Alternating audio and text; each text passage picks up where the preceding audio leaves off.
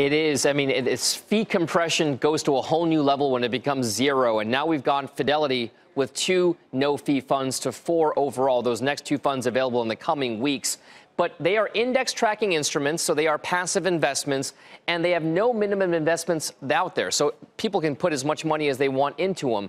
And this is all about the competition between Fidelity and Vanguard. And if you really want validation of that, just go to Fidelity's website where they pretty much compare themselves to Fidelity on their own homepage. Now, as you take a look at some of the broker stocks that are out there, the reason why it's important is because Fidelity is doing this, not because obviously they're not making a lot of money on doing this. They're probably losing some, but it's all about the relationship. They get people in the door, and then they can kind of show some of their other services. So as we look at Schwab, we look at TD Ameritrade, and then we look, of course, at E-Trade Financial, those big online brokers, those platforms. Many of them offer some of these no-load fee funds or low-cost funds out there.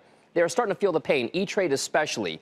There is one ETF out there, Scott, that tracks many of these funds in aggregate, the broker-dealers and some of the asset managers and exchange companies out there. That is an iShares broker product, the ticker IAI, and even that is up about 17% over the last year. But we'll see if that holds up in this low-fee or no-fee world. Scott, back over to you. And we're wondering, and we asked the question earlier, Dom, is there a catch in all of this? And maybe the catch is they get you in the door for nothing, and then they upsell you on being a banking customer and a whole bunch of other array of products. Cash management services, maybe you want to trade an ETF here or there, or a stock here or there, anything like that. Maybe you bring some of your banking relationships to Fidelity.